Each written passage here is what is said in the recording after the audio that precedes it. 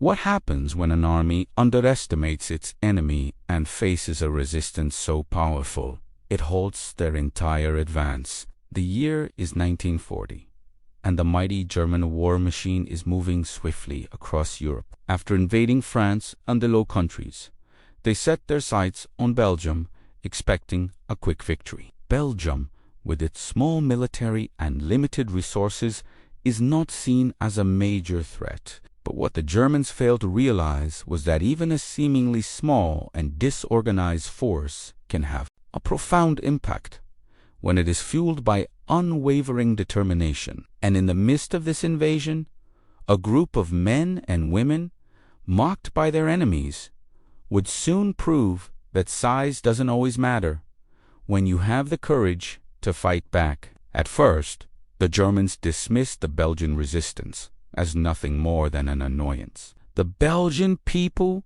already reeling from the brutality of occupation, were not expected to put up much of a fight. The German military leaders believed their occupation of Belgium was a mere formality, just another stepping stone to the eventual conquest of France. But the mockery, the underestimation, would prove to be a fatal mistake. What the Germans didn't anticipate was the resilience of the Belgian people, a quiet strength that rose from the ashes of their shattered country. In the shadows, underground resistance groups began to form, and they would soon deliver a series of blows that would slow the German advance in ways no one could have predicted. Belgium's resistance wasn't just about military might, it was about ordinary people refusing to accept their fate, from farmers to factory workers, from students to housewives. These individuals took up arms, sometimes figuratively,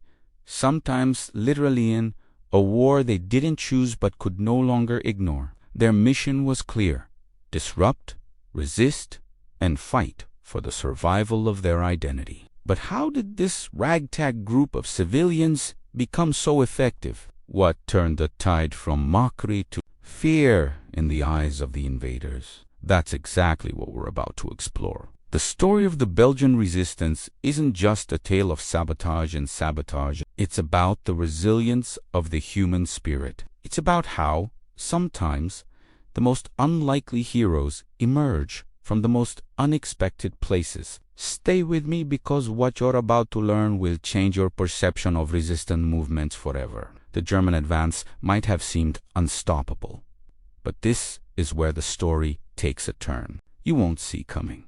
What about you? Have you ever faced an enemy that underestimated your strength? Leave a comment below sharing your thoughts, and don't forget to like the video if you think the Belgian resistance deserves more recognition. Also, check if you're subscribed, because this story is just getting started. In May 1940, the Germans were riding high on the success of their blitzkrieg strategy, having swiftly crushed Poland and the Netherlands. They turned their eyes toward Belgium, believing it would be yet another easy conquest. The German army, bolstered by powerful tanks, aircraft, and elite troops, was unstoppable in the minds of many, and their confidence was at its peak. For them, the path to France was wide open, and Belgium was just an inconvenience. As German forces crossed into Belgium, the overwhelming force of the invasion left little room for doubt. The Belgian military, though brave, was vastly outmatched. The Belgian government had hoped to maintain neutrality, but that hope was dashed as the German war machine rolled through the Ardennes forest, bypassing Belgium's fortifications and advancing toward the heart of France. Within days, German troops had infiltrated the country's defenses, and the fall of Belgium seemed imminent. But amidst the chaos, something unexpected began to happen. The Belgian people, already living in the shadow of a brutal occupation, began to defy their conquerors. Resistance movements, small and fragmented, started to take root in cities, towns, and even rural villages. They weren't equipped with the heavy artillery or advanced military technology of the Germans, but what they lacked in firepower they made up for with sheer will and determination. Many Belgians joined clandestine groups, operating under the radar and working in silence. Fearing the consequences of being caught by the German forces, they began sabotaging the German war effort in small but significant ways, disrupting communication lines, derailing trains carrying supplies, and stealing intelligence from the occupying forces. Each act of resistance, though small, sent a powerful message. Belgium wasn't going to give up without a fight. The Germans, for their part, mocked these small acts of defiance, dismissing them as the desperate actions of a powerless population. The occupation was a matter of time, they thought. Belgium will fall, just like the others, was their belief. But beneath this arrogance, the seeds of resistance were already sprouting. What the Germans didn't understand was that this defiance was more than just sabotage. It was a cry for freedom, a refusal to be erased from history. As the invasion continued, the resistance slowly gained strength. The German soldiers, confident in their own might, began to overlook the threat posed by these underground networks. The occupied Belgians knew that if they couldn't fight the Germans head-on, they could still disrupt their every move, wearing down the enemy's morale and slowing their advance. The Germans might have thought they had Belgium under control, but the resistance was about to prove them wrong. As the German forces stormed across Belgium, it seemed like the country was on the brink of complete annihilation. The military was overwhelmed, the government was in disarray, and the civilian population was left to bear the brunt of the occupation. Yet, amidst the devastation, something extraordinary began to take shape: an underground resistance movement. Small at first, but growing in determination and resolve. The Belgian Resistance wasn't an organized army. It didn't have tanks or fighter planes. And its leaders weren't military commanders. They were everyday civilians, from farmers to factory workers, from students to teachers. They were men and women who had no formal training in combat but were driven by an overwhelming desire to protect their homes, families, and the very identity of their nation. What began as small, scattered acts of defiance, graffiti on German propaganda posters, hiding escaped Allied soldiers, or distributing leaflets encouraging rebellion, quickly evolved into something far more sophisticated. These early resistance fighters began to communicate in secret, organizing more complex sabotage operations and intelligence gathering. They formed cells, each with a specific mission, each working independently but with a shared goal: to make life as difficult as possible for the Germans and, most importantly, to keep the flame of hope alive. One of the most effective methods the resistance used was sabotage. They targeted German supply lines, attacked communication networks, and disrupted transportation routes. Belgian civilians used their intimate knowledge of the country's geography and infrastructure to launch these attacks with remarkable precision. Trains full of German soldiers or supplies would derail.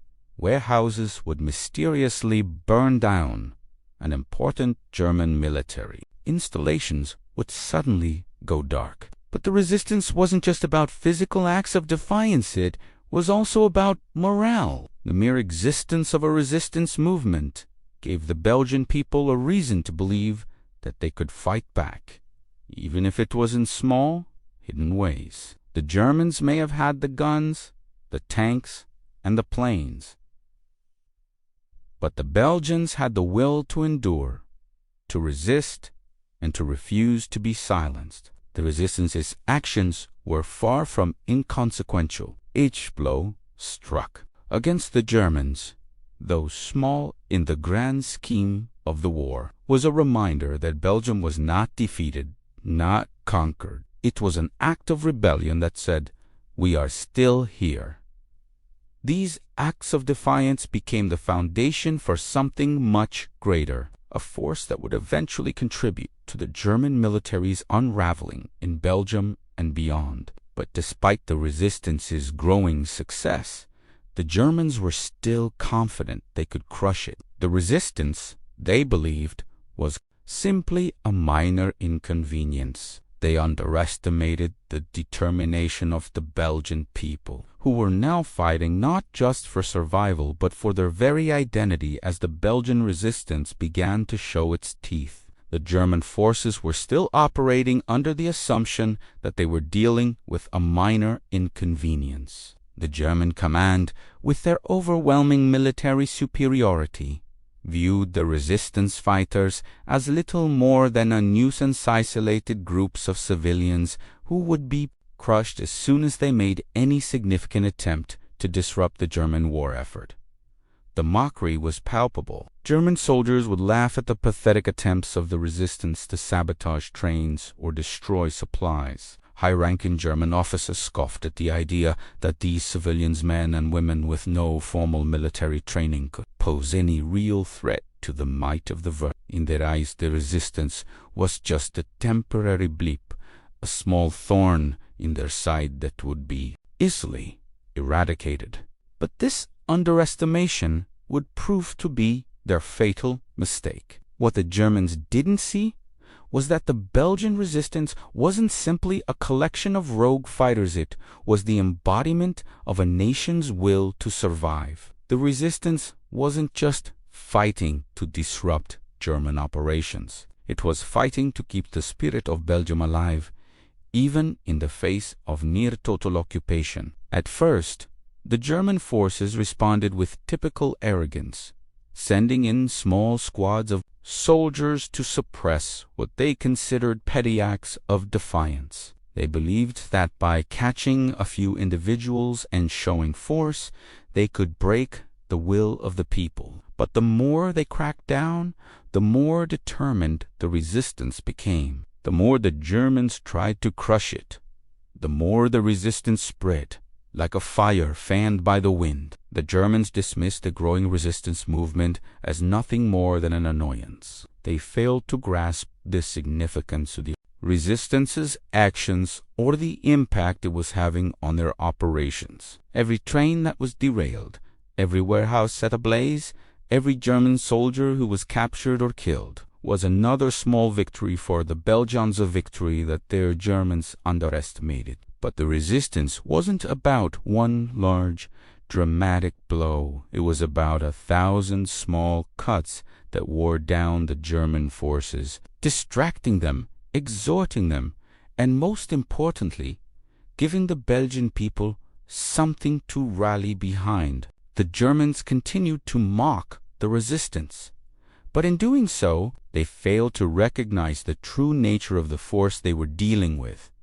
Not just a group of fighters, but the collective will of a nation unwilling to be crushed. The time had come for the Belgian resistance to prove the Germans wrong. What had started as small, scattered acts of defiance began to evolve into a highly organized network of sabotage and disruption. The resistance was no longer just about showing defiance. It was now about striking fear into the heart of the German occupiers, slowing their advance and making them pay for every inch of Belgian soil they had taken. The resistance knew it couldn't match the Germans in open combat. It had no tanks, no planes, and no heavy artillery to speak of. But it did have one powerful weapon, the element of surprise. Using their intimate knowledge of the land and the everyday infrastructure of Belgium, resistance fighters carried out highly effective sabotage missions that had a lasting impact on German operations. One of the resistance's most successful tactics was the destruction of transportation routes. Railways were a lifeline for the Germans, providing them with a means of transporting troops, weapons, and supplies across occupied territories. The resistance targeted these key transport hubs with precision. Explosions on railways, derailed trains, and the sabotage of bridges became a common occurrence. In many cases, these disruptions delayed German reinforcements and made it significantly harder for them to maintain their supply lines. These acts of sabotage were carefully planned, often involving only a handful of people who knew the risks involved. But they were effective. German soldiers, who had once mocked the resistance, now found themselves dealing with constant delays, shortages, and an increasing sense of paranoia. The German command began to realize that Belgium wasn't going to fall as easily as they had hoped. The sabotage didn't stop at railways. The Belgian resistance also targeted German supply convoys, ambushed German patrols, and disrupted communication lines. As the resistance grew in number and capability, the Germans became more frustrated, resorting to brutal tactics to try and stifle the resistance. They instituted mass reprisals, executing civilians and burning villages in an attempt to root out the resistance. But each act of retaliation only fueled the resistance's determination to fight back. What made the sabotage particularly powerful was not just the damage it caused, but the message it sent. It was a constant reminder to the German forces that they were not in control. Belgium might have been occupied, but the fight was far from over. Each disruption, each successful attack was a victory for the resistance and a blow to German morale. As the resistance continued to carry out sabotage missions, it became clear that their efforts were starting to have a real impact on the German war effort. They weren't just fighting for survival, they were changing the course of the war, one small victory at a time. And with each victory, they proved that the Germans had underestimated them in the worst possible way. As the sabotage and resistance efforts grew more organized, the Germans began to realize that Belgium was not going to be an easy conquest. What started as an annoyance to their war machine became a significant disruption, one that started to slow their progress and put them on the defensive. The German war effort, once seen as unstoppable, was beginning to feel the strain. And all of this was thanks to a resistance that had been underestimated from the very beginning. First, the Germans dismissed the Belgian resistance as nothing more than isolated attacks from a disorganized group of civilians. However, as the weeks turned into months, the resistance's operations became more coordinated and their efforts more effective. The sabotage wasn't just random, it was precise, targeted, and increasingly impactful. The German soldiers who had once mocked the resistance were now starting to get frustrated. The systems they relied on, transportation, communication, and supply lines, were becoming increasingly unreliable. The real turning point came when the resistance began targeting key German infrastructure and military operations. Strategic transportation, hubs, weapon caches, and even high-ranking German officers were becoming targets of the resistance's growing network of spies and operatives. The Germans were no longer able to move freely through Belgium. Their supply lines were interrupted, their reinforcements delayed, and their ability to coordinate military operations became seriously compromised. Perhaps the most significant impact of the Belgian resistance's efforts was psychological. The German forces, who had initially seen the Belgian people as subjugated and compliant, were now facing a population that refused to submit. The very nature of the occupation was changing. What was once a one-sided, oppressive force of occupation was slowly becoming a contest of wills. The Belgians were fighting back, and every act of sabotage and disruption sent a clear message to the German forces. You may have control, but you don't have power. This realization was compounded by the broader context of the war. As the German army spread itself thin, fighting on multiple fronts, the disruptions in Belgium started to affect their ability to push forward in other areas.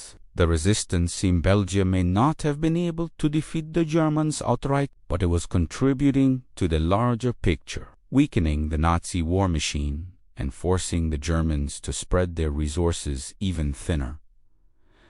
The Belgian resistance had found its rhythm. Every act of sabotage, every disrupted supply line was chipping away at the German advance. What had once been seen as an act of rebellion had now become an integral part of the Allied war effort. Germans were now on the defensive, struggling not only against the might of the Allies, but also against the relentless resistance of a people they had underestimated. As the Belgian resistance grew bolder, the German occupiers responded with increasing brutality. The sabotage campaigns, the hit-and-run attacks, and the intelligence leaks had all begun to wear down their resolve. The once unchallenged power of the German forces was now being undermined by a seemingly small, disorganized group of civilians.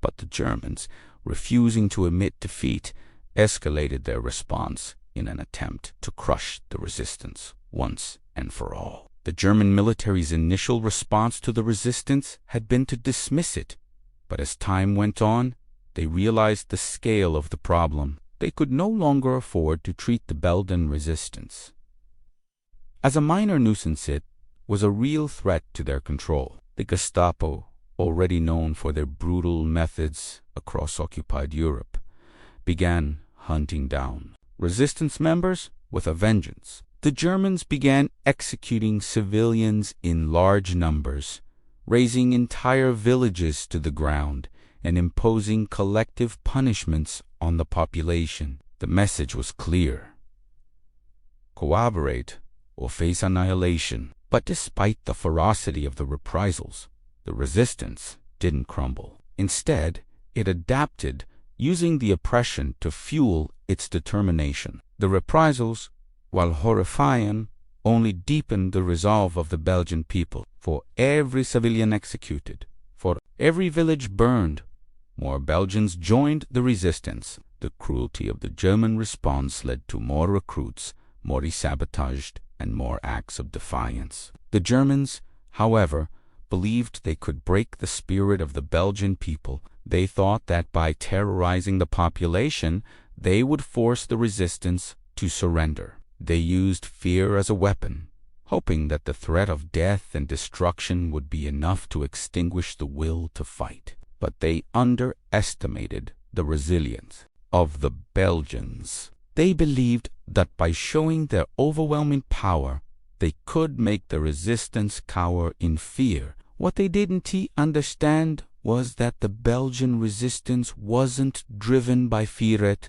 was driven by defiance. Each execution, each act of violence by the Germans only served to strengthen their resolve. The Belgians weren't afraid of dying, they were afraid of being forgotten. They were afraid of their nation's history being erased, of being wiped off the map by the Nazi invaders. The Germans, in their attempt to break the resistance, were creating the very thing they feared, a symbol of unity and courage that would inspire future generations. The Belgian resistance was not just a handful of soldiers or former military men. It was made up of ordinary citizens who, faced with the horrors of occupation, chose to fight back. These were the unsung heroes of the resistance: farmers, teachers, students, housewives, people who didn't seek glory or recognition but were willing to risk everything to protect their homeland. Among them were the families who hid Allied soldiers and airmen, providing them with food, shelter, and false papers to help them escape occupied Belgium. The courage of these everyday Belgians, hiding men and women from the enemy at the risk of their own lives, was one of the key reasons the resistance managed to continue functioning despite the German crackdown. The underground networks of the Belgian resistance were vast, spanning across the country, and they relied on these everyday heroes to provide support, information, and supplies. It wasn't just about fighting the Germans. It was about building a network of solidarity. These people didn't know how to operate tanks or airplanes, but they knew how to speak the language of resistance through small acts of bravery and kindness that defied the enemy's attempts to dominate. In the towns and villages where the resistance took root, there were those who risked their lives just to listen to the radio broadcasts from London, passing on information about the war and sharing hope. There were the brave souls who printed and distributed underground newspapers, spreading messages of defiance and resistance when any such action could lead to a death sentence. These were not military professionals. These were people who refused to allow their country to fall into darkness. Their courage wasn't the kind that made headlines, but it was the kind that mattered most. The courage to resist, even when the enemy was everywhere, even when the world seemed to have turned its back on them. One of the most heart-wrenching aspects of the Belgian resistance was how many of these everyday heroes never lived to see the end of the war. Many were caught, tortured, and executed, but their bravery sparked a fire in others, and their legacy lives on in the stories of those who followed their example. The resistance was not only a matter of military strategy, it was a moral fight for the soul of a nation. And ordinary people were its foundation. These everyday heroes proved that anyone, no matter how ordinary, could make a difference in the fight for freedom. As the war dragged on and the tides began to turn in favor of the Allies, it became increasingly clear that the Belgian resistance had played a pivotal role in shaping the outcome of World War II. The resistance movement, though often dismissed as small and ineffective by the Germans, had disrupted the German war effort in ways that would leave a lasting impact on both the invaders and the Allies. While Belgium was still under German occupation, the sabotage missions and intelligence operations carried out by the resistance were integral to the success of the Allied forces. The resistance's actions delayed key German operations, hampered supply lines, and sowed confusion within the ranks of the enemy. These delays were more than just minor inconveniences.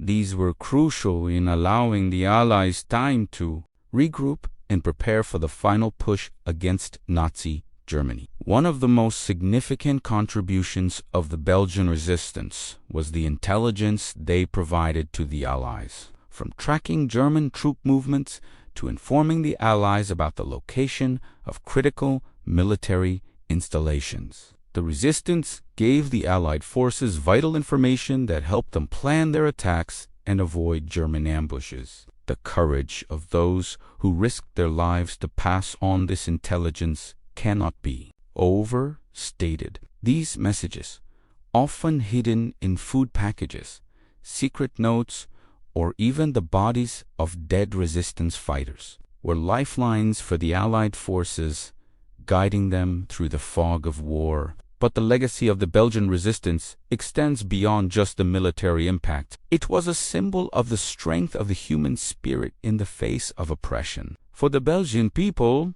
it became a reminder that even in their darkest days, they were not powerless. The resistance inspired a sense of national pride and unity, giving the people of Belgium something to rally around and fight for. The bravery of the resistance fighters, ordinary men and women who refused to bow to tyranny, became a source of strength for future generations. After the war, the role of the Belgian resistance was widely acknowledged, with many members being celebrated as heroes. Monuments were erected, and stories of their courage were passed down to ensure that their sacrifice would never be forgotten. Legacy of the resistance, however, is not just in the history books. It's in the way the Belgian people carry on their story, passing it down through generations, remembering that even the smallest act of resistance can have a profound effect on the course of history. The German forces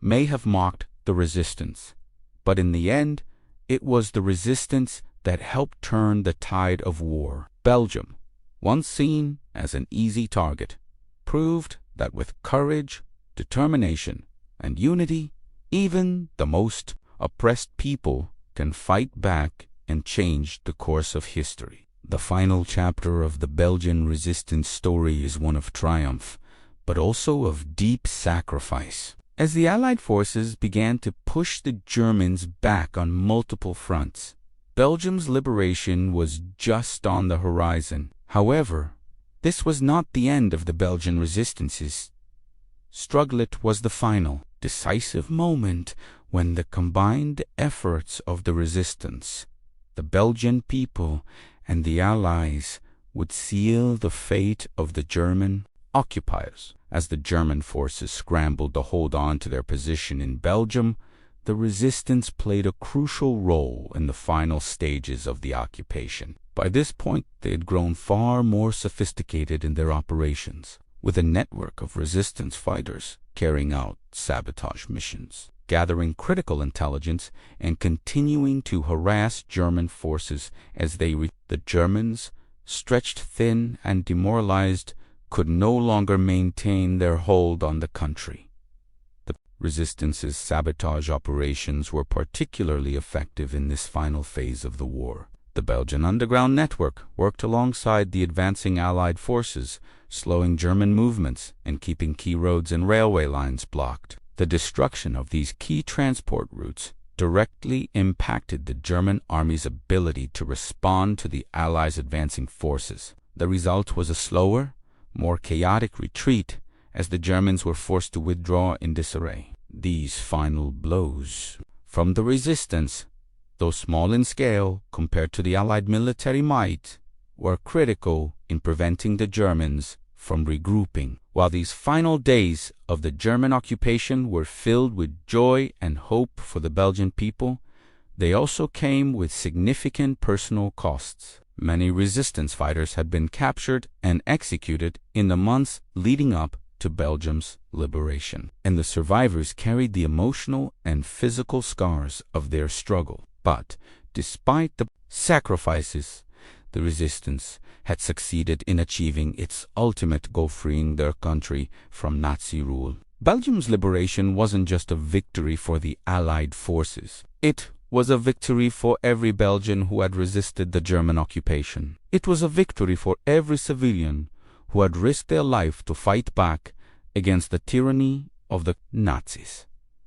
The story of the Belgian resistance, though filled with suffering, was ultimately one of resilience, unity, and the power of ordinary people to change the course of history. As Belgium was freed from the grip of the German occupation, the Belgian people celebrated their hard-earned victory, but they also honored the memory of those who had fought for their freedom, those who had given everything for their country. Monuments were erected, and the resistance fighters were recognized as the true heroes of Belgium's liberation. If you've made it this far, I'd love to hear your thoughts on the final days of the Belgian resistance and the victory over the German occupiers. Leave a comment below letting me know your thoughts. And if you've enjoyed this journey through history, don't forget to like the video. If you're new here, be sure to subscribe so you don't miss out on the next story of resistance and bravery. There's another video right here